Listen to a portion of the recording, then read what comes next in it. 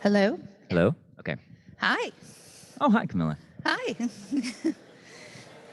Hey, everybody. We're going to go ahead and get started. Take your time, come in, sit down.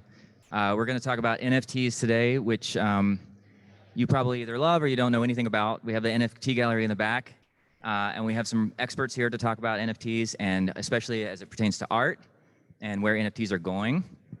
So really quickly, with the people that are in the room, can I just set the room by raising your hand if you own an NFT or have owned an NFT in the past? Aha, we have the expert group. Okay, very cool. Let me let these people introduce themselves. Camilla, if you want to start. Sure. Hi, I'm Camilla Webster. I am a museum collected artist in the physical sense. And I have been a full-time artist for 10 years.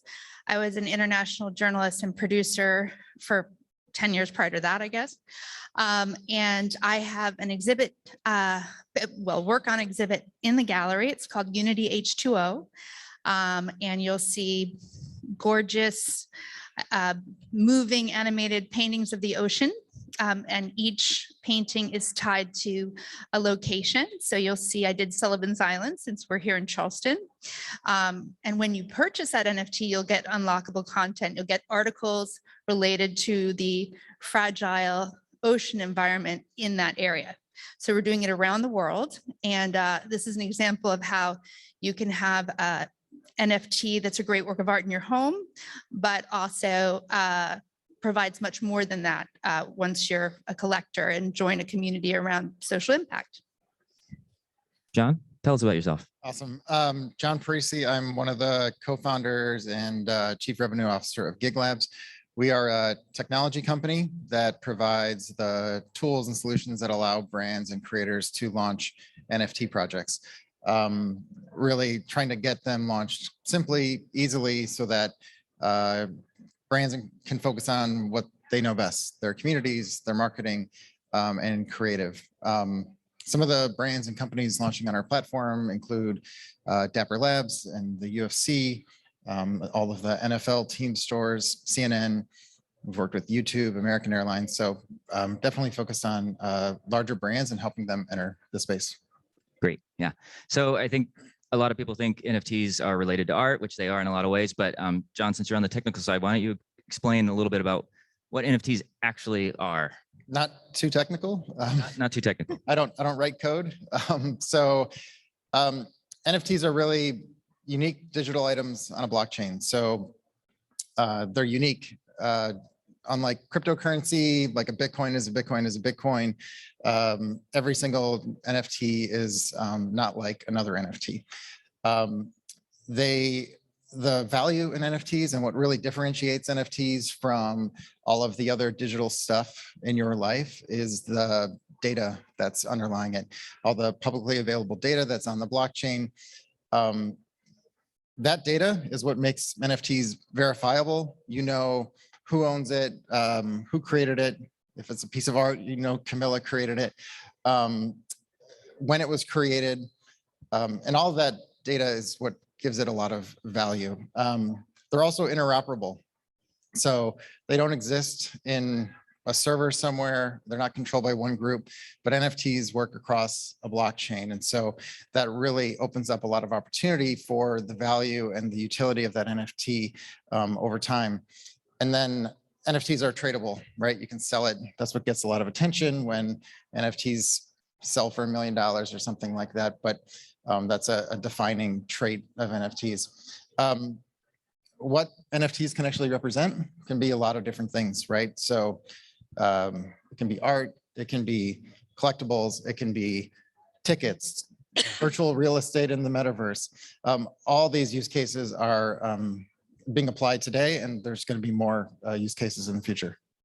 Yeah, tons of ways that you can use NFTs for a lot of things.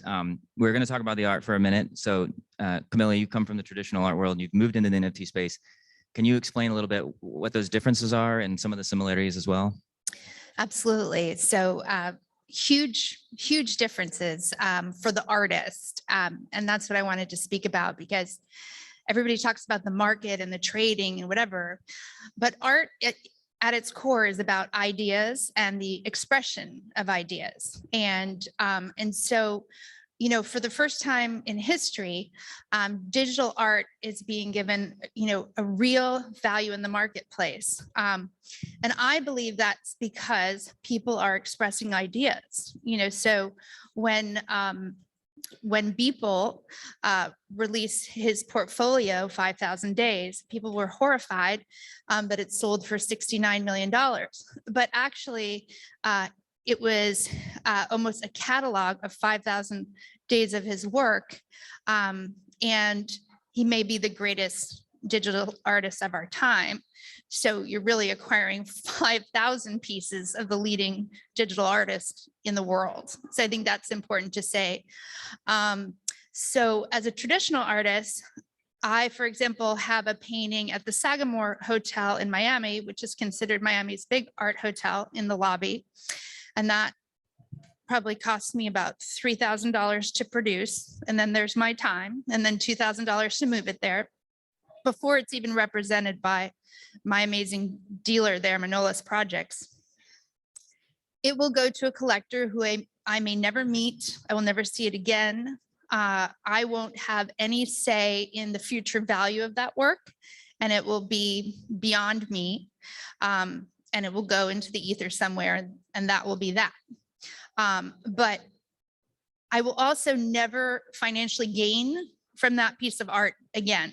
It'll be one transaction, and that will be it. As an NFT artist, I create a piece of work. I could create it on my phone. I can upload it with certain cryptocurrency where I won't have to pay the gas fees to upload the work on a platform like OpenSea. 1 million people will see it if it's pushed forward to the front of the OpenSea platform through their own marketing. It could be traded 1,000 times in that day. And something I did for the cost of having my iPhone might make me $4 million in a day. So why is that important? Because most of the issues with creatives is they never have enough money to create. So 95% of the time they're doing other jobs so they can spend 5% of the time creating concepts, ideas, changing the way we see the world, impacting our entire environment. Everything you are sitting on was designed by an artist. And wouldn't it be amazing that we've bought this financial structure to this community where they can truly benefit in a lifetime, and there are no more starving artists. There's a community of thriving creatives making our world a better place. So how do you tell, this is a hypothetical question, really. Somebody asked this. How do you tell if an NFT is a good NFT? That's a little bit like a good piece of art. And so there's a lot of personal feelings about that. I think I would ask what I said in the beginning. Is there a good idea in there? Taste is taste. Not everybody wants, a Bored Ape or CryptoPunk, but are they great ideas? Absolutely. Are they engaging you? When I was a journalist, I used to work at Forbes, and back then they would say you have 3 seconds to capture your audience with that story, and then they move on to a different piece of data or information. I think art is very much like that, on these platforms. It's got to wake you up. You can hate it, but it's got to arrest you, right? And make impact. I mean, this is huge in what you're doing. Yeah, my answer to your question would be define good, because it really is like personal in a lot of ways, right? Just 20 minutes ago, I claimed my POAP for this event. Is that a good NFT? That's a great NFT. It's an amazing made NFT. that. You're right. Sorry, but that's just known. Everyone knows that. But really, that's what it is. It's like what's the value to you, right? Are you in it for financial gain? Is that how you define good? And that, unfortunately, I think is how most people define good NFT projects right now. It's like, is the value up? Is it down? If it's down, people trash it. If it's going up, people hype it. But really, it's like, what is the purpose of you owning this NFT, right? And that's what. So it's sort of subjective in a lot of ways. The objective point of view is always to look at the stats on OpenSea or this. I mean, that's the cool thing about blockchain, right? Is all the data is public. So you know what it's traded at. I can go and look at Camilla's art and see like what's been sold and like what if it's the value's going up, if the value's going down, if it's people are holding on to it. But really, I think NFTs can be a little bit more personal, right? Like, why do I own it? I may want to own something that you have no interest at all in owning, right? Well, and you might have a different mission, like this Unity H2O project that literally just launched. You guys can be the first in. I did that specifically because I had a lot of older collectors who collect my work that said, well, I want an NFT, but I want something really beautiful in my home. And so this is a very, so and some big financial institutions said, would you create an NFT that we can put on gigantic screens on the walls of our bank? And so I chose to work with something that was like calming and re-energizing, and wasn't creating overload on your senses, because I had a destination for those, things. But so many NFTs are filled with sense of humor and technological innovation, and it really depends on where you want your NFT to sit in your life. Like, is it like a stamp collection on your phone, or is it something you're going to enjoy in your home? And that's the wonderful thing about it, right? Yeah, and going back to what I was saying earlier, like an NFT can be so many different things. Yeah. It can be art, but some of these collectibles, you may have no interest at all in holding, but like somebody has a deep connection to it, or they like whatever utility it provides. So I do think it is more personal than anything else. Something I found really interesting in this space, in NFT space, and maybe you can speak to this in terms of the traditional art space, is that there seems to be a real sense of community amongst the artists in the space, right? The Yes. collectors and the artists both. Like, everybody seems to sort of back each other and Yep. and collect each other. Is that different than what you're used to? Gigantically different. So, when you release an NFT, you can get on a platform called Discord through Twitter, and you can build community around your project. And you can have massive relationships with thousands of people. So in my life in Palm Beach, I'm out to dinner 4 times a week with people who collect my work or what, but it's like high touch, super high luxury, but like a one-off, right? I mean, it's a Christmas card, an invitation to a VIP opening another year. Whereas, if it's an NFT, it's sort of like Instagram, of strangers from all over the world wanting to acquire things. Although it makes it really easy because there's a system and there's Bitcoin. And, one of the things you have to deal with when there isn't that system is a lot of fraud in the art world. And actually the verification and the difficulty just to throw money at it without entering the structure is actually another advantageous thing to artists. Yeah, that makes a lot of sense. I think one of the things that I find that's interesting is that there are these artists that love NFTs now and that are big parts of community. And then there's other artists that think that NFTs are the worst thing that's ever created because of the Well, it's exhausting. Yeah. So I don't have a community yet around the Unity H2O project, literally because I'm in the art season in Florida and I've had maybe 7 exhibitions this season that will end like tomorrow. So to also try and engage with 1,000 people, it is really overwhelming. And my audience is coming through, again, my traditional audience. So banks rather than community. So you have different, luckily people are so interested in the art itself as an NFT. I think an artist does have many channels, and you don't have to be upset if you're not the coolest kid in the room with the biggest community. There's all sorts of different channels are open and will open up. Yeah. So you're saying bankers are not on Discord currently? That's our next channel. Very few of them. Yeah, that makes sense. So we know that NFTs have really made a name for themselves over the past year through art. It's collecting art and building art. But brands are jumping in every day. We're seeing new brands try different experiments with NFTs and big projects. John, this is really a lot of what you do. Can you talk a little bit about, what brands need to do if they're getting it, what brands are doing well and what they need to do if they want to try to get into the NFT space? I mean, let's be serious. Like, the reason brands are coming into the space is money, right? They want to make money. That's why they exist. And so whenever we get any sort of company approaching us saying like, we've got this IP and we want to do NFTs, what should we do? Like, our response typically is like, well, what do you want to do? Or like, what are your goals as a company, right?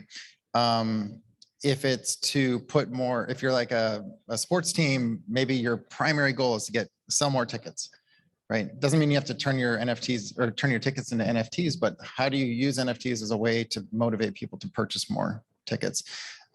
Is it to create a completely new revenue channel? Is it to deepen customer engagement? Is it to build loyalty?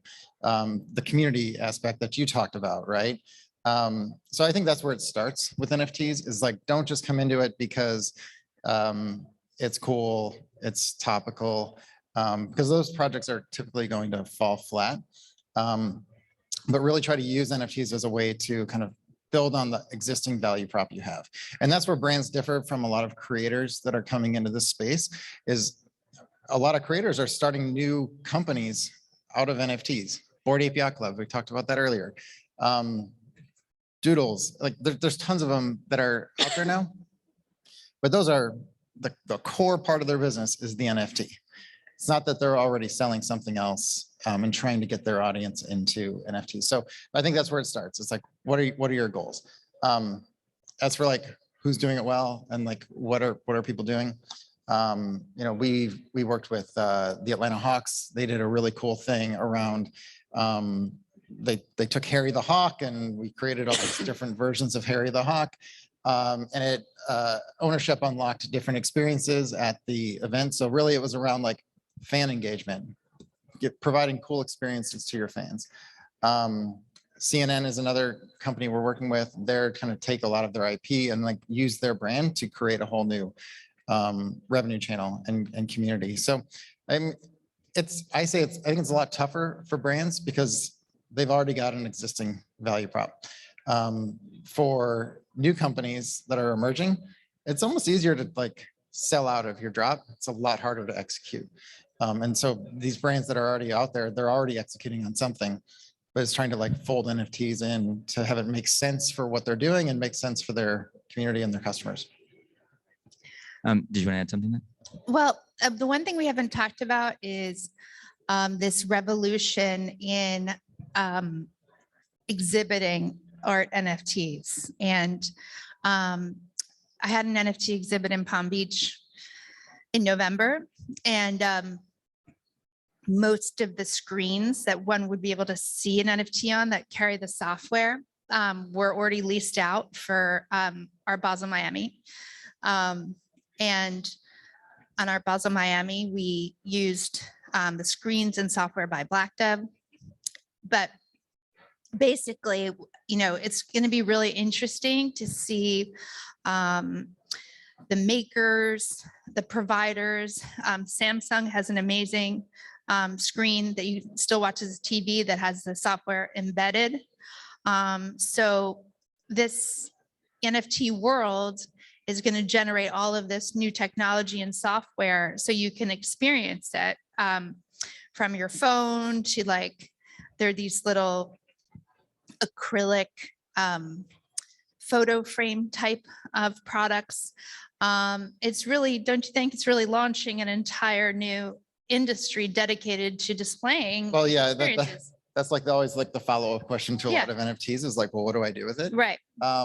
For art, it makes sense. Like just this idea that like those screens that are out over there, like those will be in your homes. Like that's just inevitable. Like I'm sure it will be. Well, because it's just interesting because when people want to buy an NFT from me, I have to give them like a PowerPoint education on how would they display it, how much it costs. And so it's take sort of what Twitter's doing now, where you can link your wallet to your profile and display your NFT, and it actually shows the NFT that you own.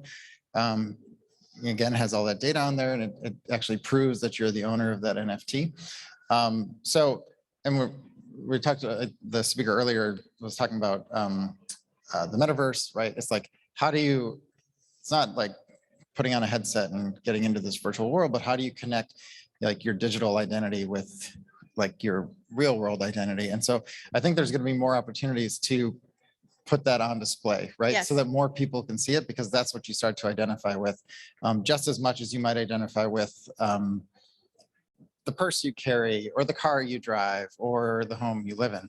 Well, and you can come up with all these fascinating like ideas. Like I was reading about Gary Vaynerchuk's new NFT restaurant. Now I lease art to restaurants. So I was like, I could be leasing my art in the restaurant and then renting a table, and it gets very exciting. Yeah, But NFT art. Yeah. You got to do it with NFTs. No, at that's the what I restaurant. mean. So instead of a physical restaurant and you buy a table at the new restaurant and you can rent out that table, you could also lease the art into the restaurant or the virtual building, the NFTs. I love that idea. I have a theory too that one day we're all going to have these AR glasses, right? So I think we'll just be able to virtually place art on our wall that's not really there, and our friends will come over with their AR glasses and see the NFT art that we have, and we can change it out. Well, I'm 100% behind that, by the Yeah. way. I think AR is going to be huge, way more popular than VR, because of the technology that you described, right? And just being able to see digital stuff alongside real world stuff is definitely going to happen. I think that's where NFTs will have a bigger presence than in these virtual worlds. absolutely. I mean, I always, there's a lot of spiritual aspects to my work, and I really want to display my work as holograms that people interact with, because it's really a beautiful transfer of creative energy. And that's sort of the closest that another human being can get to your expression of your spirit, right? And I think we see a little bit of this now, but I suspect we'll see more evolving NFTs and NFTs where people can interact with them and actually change themselves and be a part of the art. Absolutely. Okay, we got a couple of minutes left because we're going to get back on schedule here. The last thing I want to talk about is, everybody hears about NFTs. It seems like every day, but the community is actually still pretty small, and it's partly, I think, because it's a bit hard to understand. It's a bit hard to get started. Do either of you, both of you, have a little bit of advice on how an NFT curious person might go about finding their way into this space without completely confusing themselves? Or going bankrupt. Or going, Getting wrecked. Yeah, I think it goes back to like, what's your motivation, right? If you're thinking, I'm seeing all these people making money and I want to get in on that, well, that's a whole different motivation than I want to own something that's going to get me utility for the next 5 years. Like, I'm going to get access to these events. One of our, I lost it. Is working? Sweet. One of our partners is the Players Lounge. It's this group from University of Georgia. And by owning one of these NFTs, you get access to tailgates and you get access to former players. Like, I'm not a Georgia fan, so I live in Georgia, but I didn't go to UGA. So I don't care about that as much, but like an alum certainly would, right? Yeah. And so I think it's just about like paying attention, don't discredit it. Because there may be some things about NFTs you don't really care about, but just go enter into it with an open mind. And by the way, NFTs are everywhere now, so you may like start owning one and not even realize that you own one. So Right. But if you want to buy one, I will tell you this. YouTube is a wonderful tool.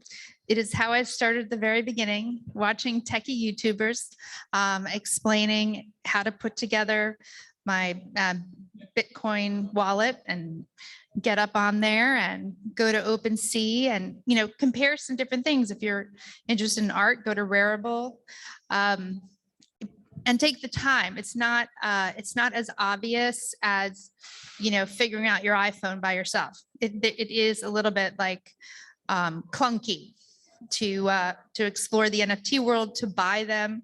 If you want to buy something big, you might have to transfer crypto into your wallet over several days. I had that issue. I wanted to buy something and it was like, you can't buy more than $2,000 or transfer a day. So get your education up on it. And I would just say, if you're going to buy your first NFT, just buy something you like. Yeah. Like how it looks, or you like what it represents. If you buy it and you're like, I got to flip this thing for 10x what I just Right. purchased for, you're going to hate it. And it's going to stare that you're going to look in your wallet, because I have plenty of those NFTs in my wallet that I just hate that I have. But you buy something you like, because if your first NFT purchase is like not this home run that you're going to be able to flip for a ton of money, Right. you're going to be like, NFTs are stupid. But the cool thing is that you can bring community to that creator. So like if you do want to make money on it or see the value go up, you also have the option of promoting that It's creator, which totally- you never could before. Totally true. You're an active Yeah. participant Yep. As an owner. And then we were talking about, like, with brands, like that's a big shift in thinking for brands, where like the value is more of a two-way street, right? Yeah. If someone owns your NFT, they're kind of saying like, we want to grow with you. Somewhat similar to like a stock, right? But like you're actually out there promoting it because you're like, this is in my wallet and Yeah. I'm part of this community now. Sorry, Back. that was loud.